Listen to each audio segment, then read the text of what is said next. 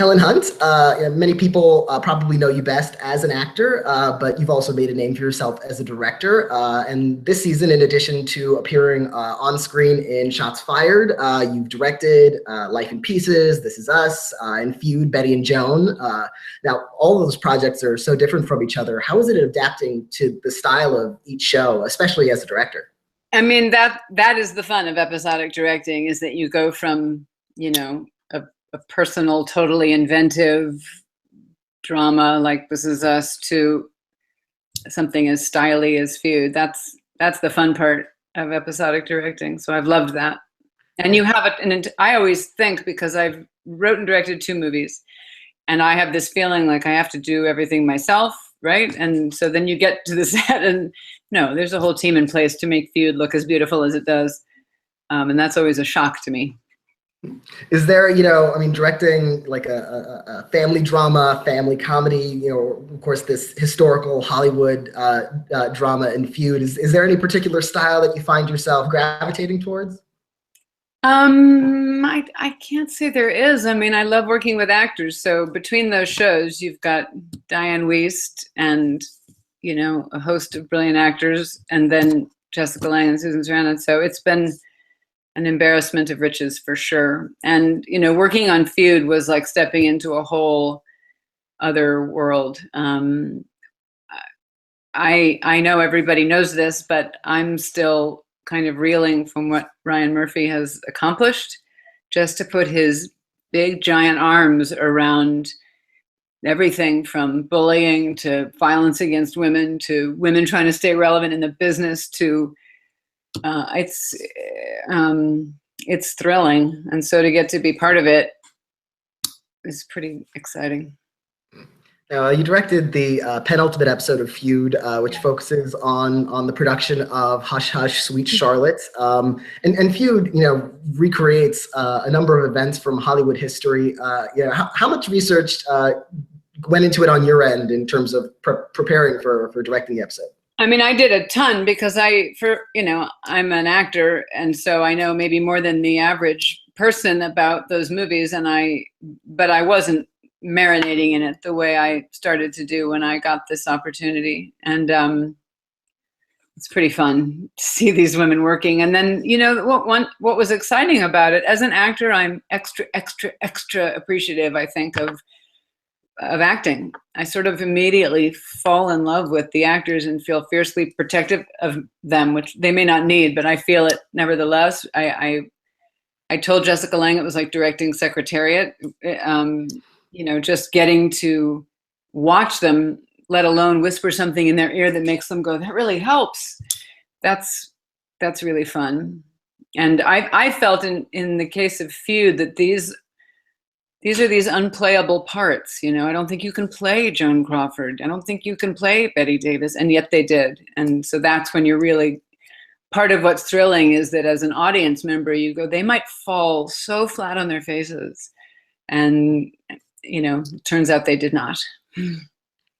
Yeah, and one of the major themes of Feud, of course, is the experiences of women in Hollywood at this time, how they were mistreated and pitted against each other. Now, of course, Hollywood hasn't achieved gender equality by a long shot, even in 2017. But here, the irony of Feud is that you have this miniseries about these women who are struggling in Hollywood, and yet Jessica Lange and Susan Sarandon are not only starring but producing, and half of the episodes of Feud were directed by women. How would you compare? Thank you, Ryan Murphy. I mean, he just put his money where his mouth is, and I have to shout out about that. I'm just, to totally digress, I acted in a show with Gina Price Blythewood this year, and there was a moment on the set where there were 6 female members of the DGA, and I said, we've got to take a picture because I don't know that this ever happens. And I said to Gina, what should I post? And she said, #JustHire. No more panels, just hire. And that's what Ryan Murphy's done, and Gina and Reggie. Yeah. And of course with Shots Fired and with Feud, the production influence of women. How would you compare where things are in the industry in general now to where they were during this time period that Betty Davis and Joan Crawford were living through? Well, it's changed so very much.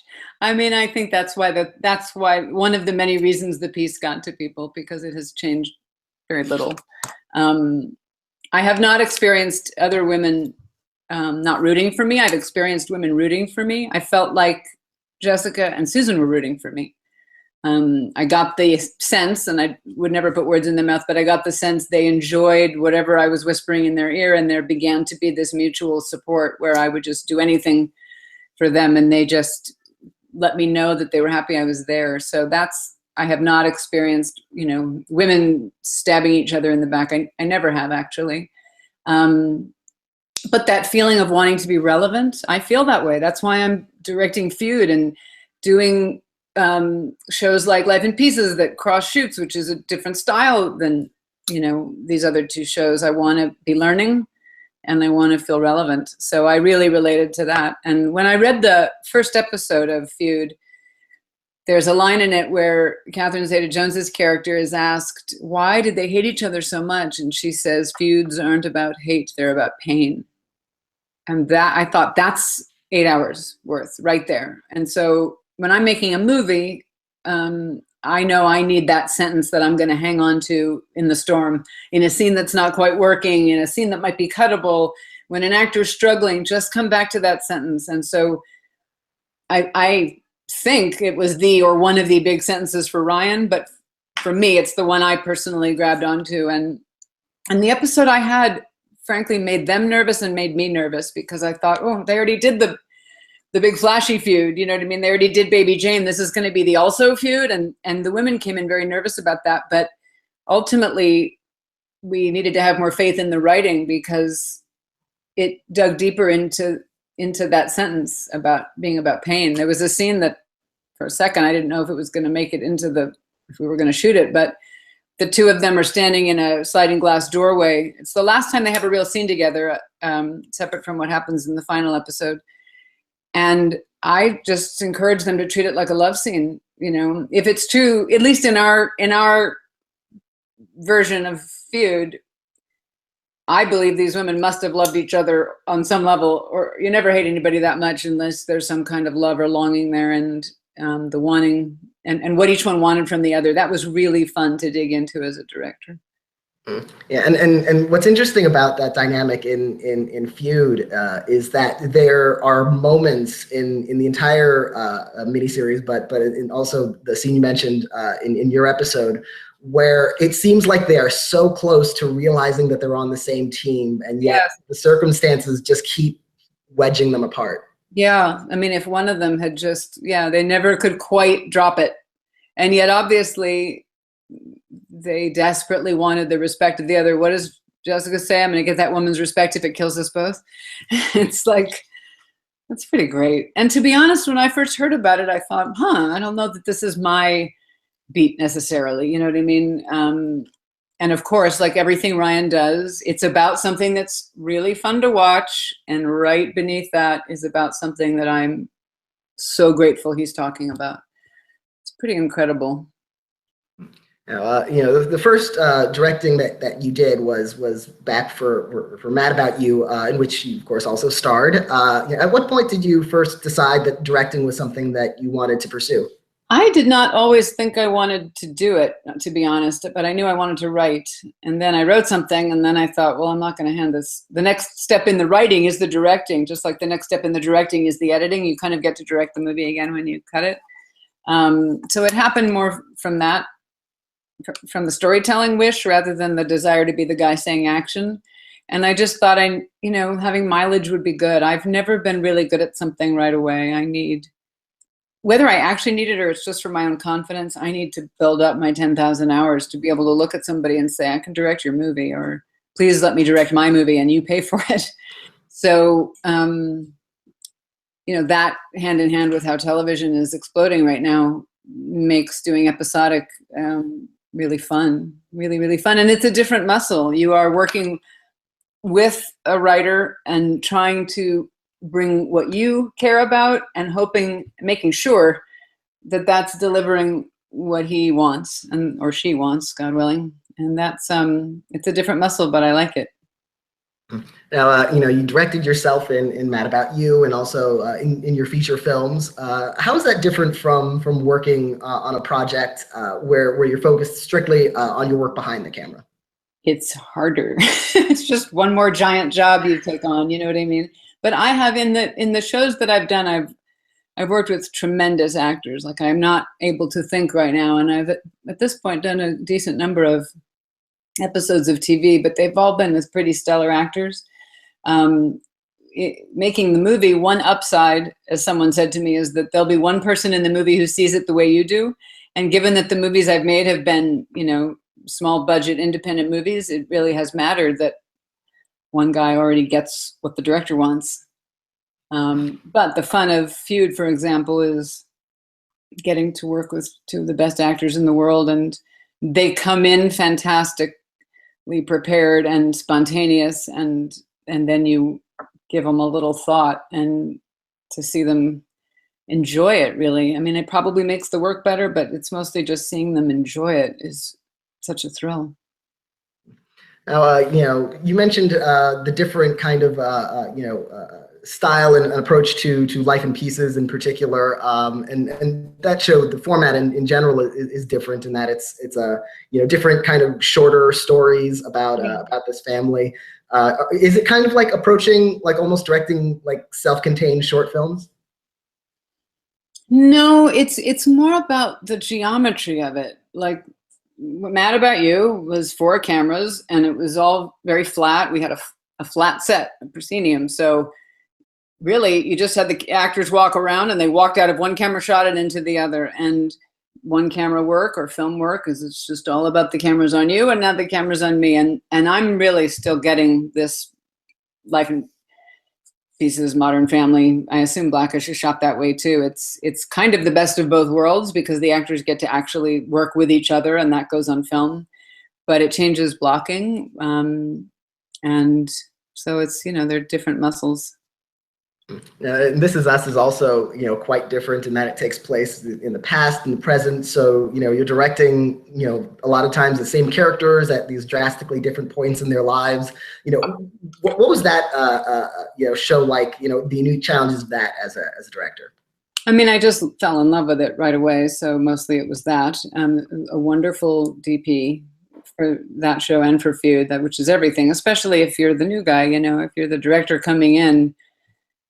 I always rely hugely on a DP, even on the movies that I've done. But Dan Fogelman, who created it, just has so much heart and soul, and I felt like I resonated with the things he was wanting to talk about. And a great thing on that show is that Ken Olin is, I don't know what the name is, he's probably an executive producer, but a lot of his job is to direct and guide the directors. And instead of leaning over my shoulder and saying, really, you should do it like this, he was interested in what I wanted to get. And so he would say, I'm hearing that you want to get the guy running across in slow motion, right? And I said, right, go for that. So that's the best way to do that job. And he was really a terrific secret weapon. And This Is Us is this ensemble series with a lot of cast interaction, a lot of group scenes, and Life in Pieces as well. What's it like setting up and shooting these scenes with these larger ensembles in one scene? I mean, you just have to be the guy who keeps their sense of humor and understand that they're all excited when they all get to be together, because they're not get to be together that much. Keep shooting and shoot fast. Beg for lots of cameras always helps.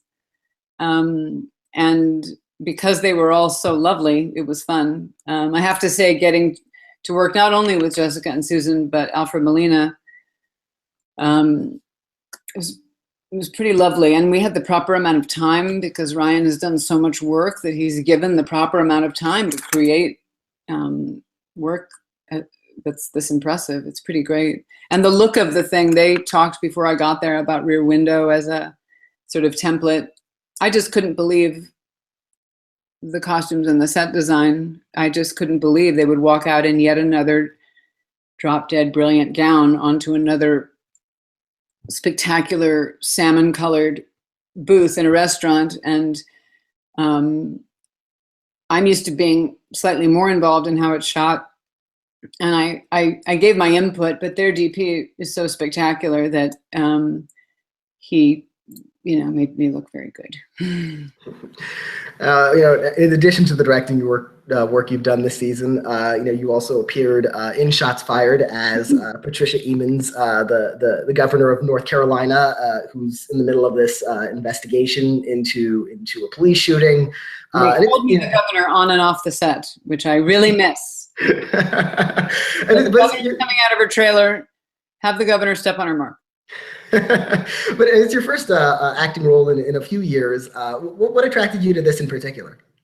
I mean, I've been for 4 years researching and waking up to the catastrophe that is mass incarceration in the country, and it means a lot to me. And so I met with Sheena and Reggie, the creators of this show, and I think they had heard that I had a passion for this material, and we just got along right away, and I wanted to be part of it.